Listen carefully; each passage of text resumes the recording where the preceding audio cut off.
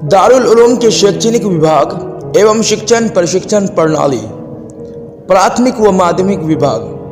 प्राथमिक व माध्यमिक का पाठ्यक्रम काफ़ी सोच विचार के बाद बनाया गया है, जिसमें सरकारी स्कूलों के पाठ्यक्रम का पूरा ध्यान रखा गया है एवं हिंदी, गणित व समस्त विषयों के साथ भारत के प्रसिद्ध व ख्यात शिक्षा संस्थानों के पाठ्यक्रम को सामने रखकर चुना गया है।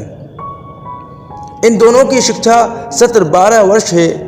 जिन विषयों की शिक्षा दी जाती है वो निम्न प्रकार हैं: तौहीद, अक़ीदा, तफसीर, उसूल तफसीर, हदीस, उसूल हदीस, फ़िक़्ह, उसूल फ़िक़्ह, अदब अरबी यानी गद व पद, सर्फ़, नहव, बलागत, इंशा, मुताला, अदब तारीख़, अदब अरबी, अदब तनक़ीद, फ़लसफ़ा, इल्म उल फ़राइज़, तारीख़, तराजिम, जुग़राफ़िया इस्लामिया, अंग्रेज़ी, इल्म उल इज्तिमा, इस्लामी सक़ाफ़त व तमद्दुन, आलमियत यानी दरासात इस्लामिया कॉलेज।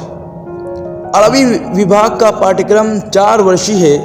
इसमें उन छात्रों को प्रवेश मिल सकता है जो सानवी को पूर्ण कर चुके हों या इस स्तर की शिक्षा उन्होंने कहीं प्राप्त की हो।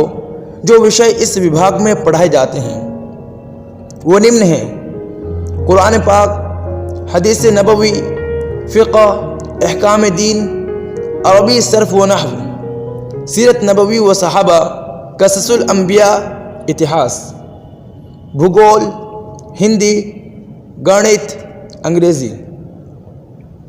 आलिमियत की डिग्री। आलिमियत यानी कॉलेज की शिक्षा 4 वर्षीय है। इसके चौथे वर्ष में उत्तीर्ण होने के बाद छात्रों को दारुल उलूम से आलिमियत BA यानी लिसांस की डिग्री मिलती है। इस परीक्षा को छात्र दारुल उलूम नदवतुल उलमा जाकर देते हैं। हिफ्ज़ व तजवीद विभाग।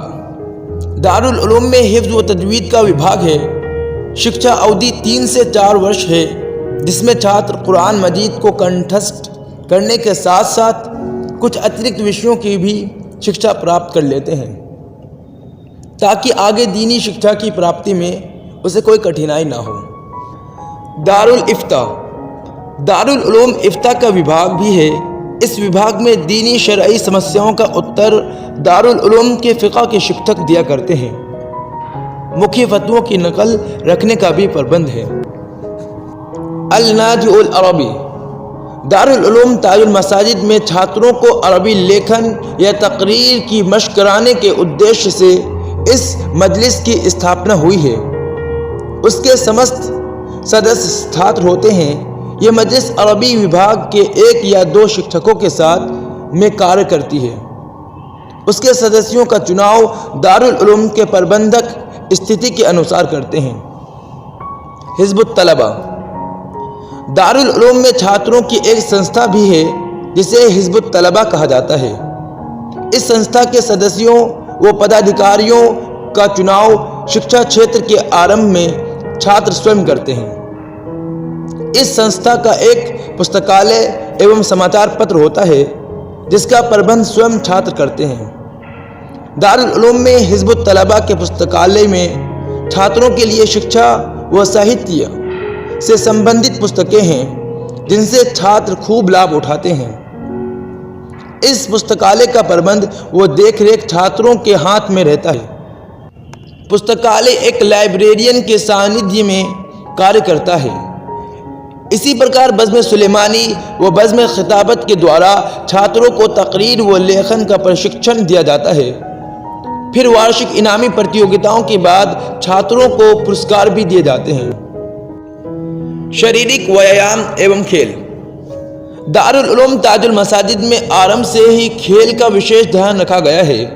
छात्रों में जनरल कप्तान का चुनाव होता है। फिर खेल के हर प्रकार के लिए प्रतियोगिता के लिए कप्तान चुना जाता है। इसी प्रकार cricket, football, volleyball, ring ball, table tennis आदि खेल पाबंदी से असर से मगरिब के दरमियान होते हैं। खेल के पूरे सामान का प्रबंध दारुल उलूम करता है। वर्ष के अंत में जनरल कप्तान से पूरे सामान का हिसाब लिया जाता है। दारुल उलूम में एक व्यायाम हॉल यानी जिम का भी उद्घाटन हो गया है, जिसमें छात्र माहिर प्रशिक्षकों के संरक्षण में व्यायाम करते हैं। दारुल उलूम की शिक्षा सेवाएं। दारुल उलूम ताजुल मसाजिद को स्थापित 50 वर्ष हो रहे हैं। इस अवधि में दारुल उलूम ने जो सेवाएं दी उसका संक्षेप परिचय इस प्रकार करा जा सकता है। अब तक लगभग 1000 से अधिक छात्र इस दारुल उलूम से शिक्षा ग्रहण कर चुके हैं एवं दारुल उलूम नदवतुल उलमा एवं अन्य शिक्षा केंद्रों से उच्च शिक्षा ग्रहण कर डिग्रियां प्राप्त कर चुके हैं। 1967 से पूर्व दारुल उलूम में डिग्री नहीं दी जाती थी, बल्कि छात्र नदवा या दारुल उलूम देवबंद या सहारनपुर या अरब देश जाकर अपनी शिक्षा पूर्ण किया करते थे। परंतु अब आलिमियत की डिग्री दारुल उलूम से ही दी जाती है। इस समय भारत व विदेश में शायद ही कोई ऐसी जगह हो जहां दारुल उलूम से निकले छात्र दीनी शिक्षा के सेवा न कर रहे हों। इस प्रकार 1500 से अधिक छात्र कुरान मजीद हिफ्ज़ करके निकल चुके हैं। इन छात्रों में से एक बड़ी संख्या उनकी भी है जिन्होंने अपने अपने क्षेत्रों में दीनी मदरसों एवं कुरान के हिफ्ज़ के केंद्र स्थापित किए हैं एवं दिल व जान से सेवा में लगे हुए हैं। अधूरी मस्जिद निर्माण का कार्य। ताजुल मसाजिद लाल पत्थर से बनी भारत की भव्य मस्जिद है। 1887 ईस्वी में शाहजहां बेगम ने इस मस्जिद के निर्माण का कार्य आरंभ किया था, परंतु 1901 ईस्वी में बेगम साहिबा के देहांत के बाद आर्थिक स्थिति एवं अन्य राजनीतिक कारणों से इसके निर्माण का कार्य जारी न रह सका एवं बेगम साहिबा की मृत्यु के कुछ माह बाद ही इसका निर्माण का कार्य रुक गया और ऐसा रुका कि नवाब सुल्तान जहां बेगम व नवाब हमीदुल्लाह खां के पूरे काल में यह निर्माण कार्य रुका रहा। दारुल उलूम ताजुल मसाजिद के संस्थापक मौलाना इमरान साहब नदवी अजहरी ने जब इस मस्जिद की देख रेख की बागडोर संभाली तो इसकी स्थिति बहुत ही जर्जर अवस्था में थी।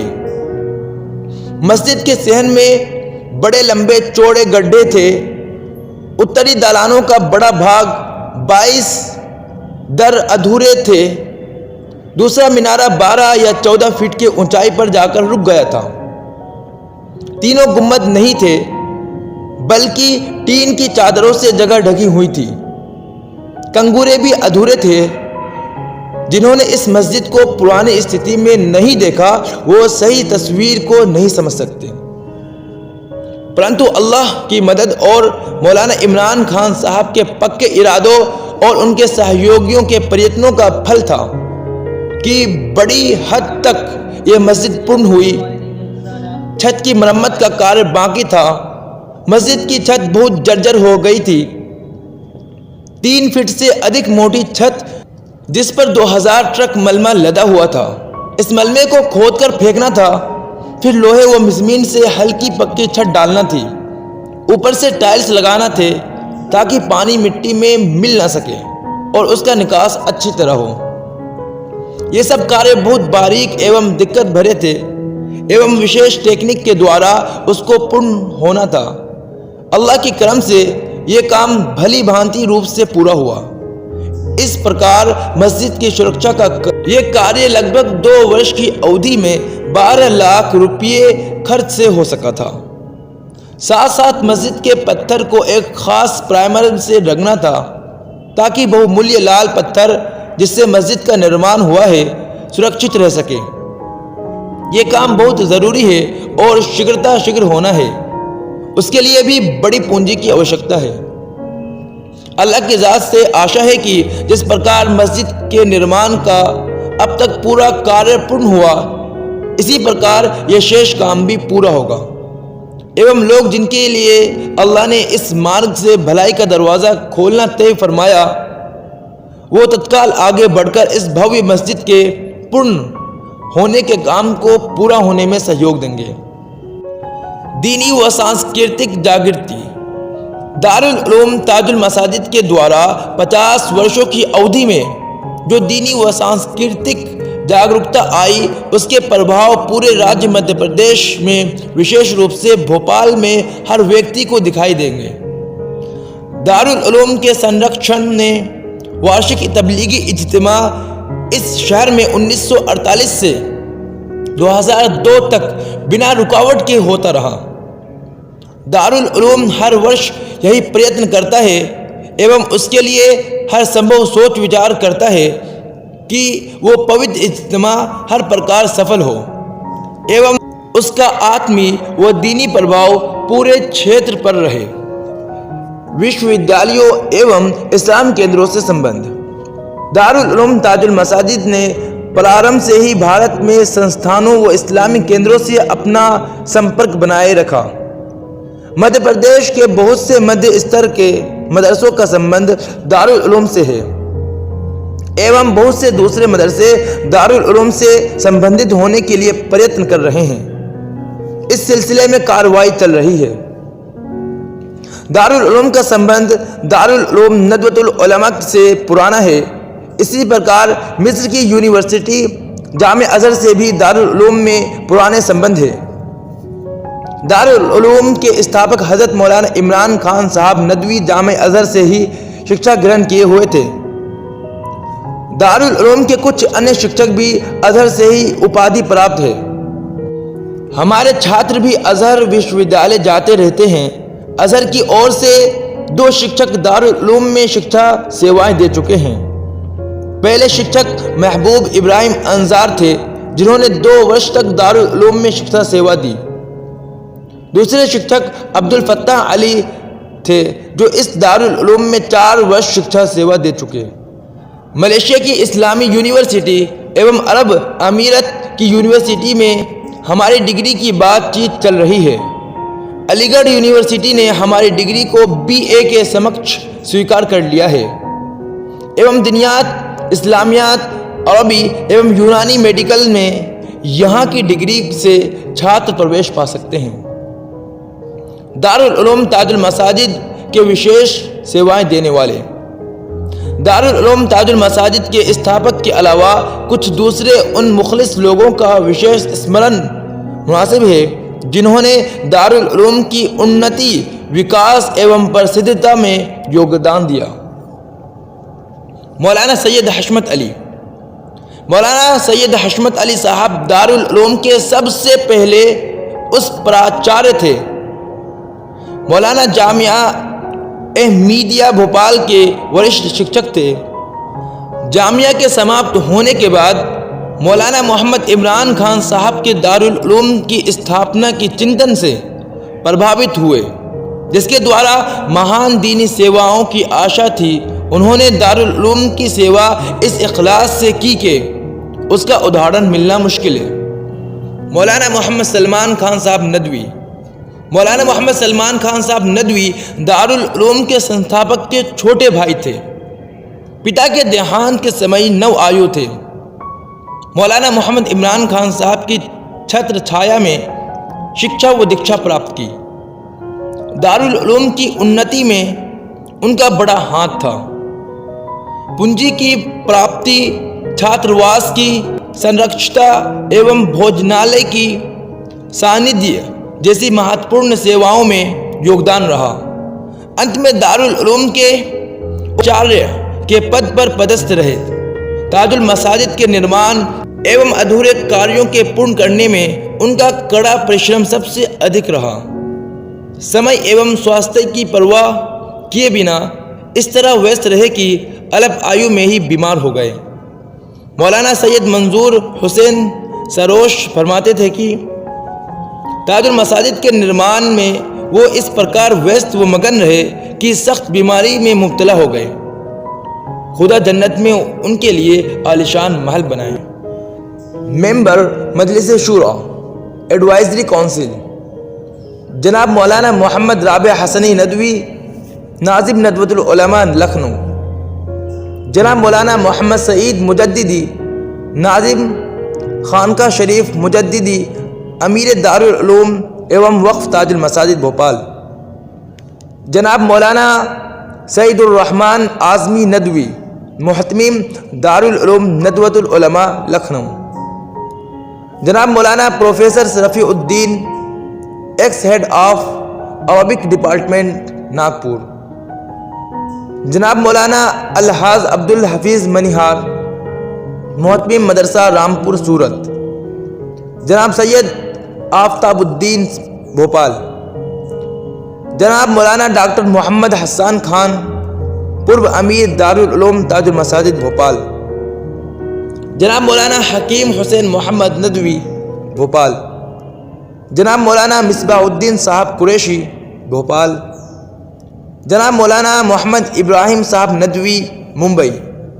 जनाब मौलाना अब्दुल्ला अलाउद्दीन नदवी मुंबई, जनाब प्रोफेसर कफील अहमद कासमी अलीगढ़, जनाब मौलाना शोएब कोटी नदवी मुंबई, जनाब मौलाना अजीज़ुद्दीन नदवी नाजिम रियाजुल मदारिस सिरोंज विदिशा मध्य प्रदेश, जनाब मौलाना अब्दुल अजीज़ नदवी भटकली नदवतुल उलमा लखनऊ, जनाब मौलाना उमेर उस सिद्दीकी नदवी एडिटर मारिफ दारुल मुसन्निफीन आजमगढ़, जनाब हाजी अब्दुल खालिक छापी गुजरात, जनाब professor Syed Habibul Hasan Morris college Nagpur, जनाब मोहम्मद हफीज़ खान बॉम्बे स्टोर भोपाल, जनाब मोहम्मद जावेद खान भोपाल गिलास एंड टेंट हाउस, जनाब आरिफ अजीज़ जर्नलिस्ट रोज़नामा नदीम भोपाल, जनाब Amin Aftab Bhopal chief electrical engineer, जनाब मौलाना आरिफ जुनेद नदवी भोपाल, जनाब मूसा सिद्दीकी भोपाल, जनाब अब्दुल कादिर भोपाल, जनाब वसीम अख्तर IAS, जनाब महमूद शरीफ हैदराबाद, जनाब दियाउद्दीन अलवी साहब general manager science BHEL Bhopal, जनाब अब्दुल मुगनी इंजीनियर भोपाल, जनाब आरिफ हसन प्रोप्राइटर नदीम उर्दू न्यूज़पेपर भोपाल, जनाब मौलाना मोहम्मद इलियास नदवी भटकली साहब भटकल, जनाब मौलाना अहसन अली खान नदवी मुहतमीम दारुल उलूम ताजुल मसाजिद भोपाल।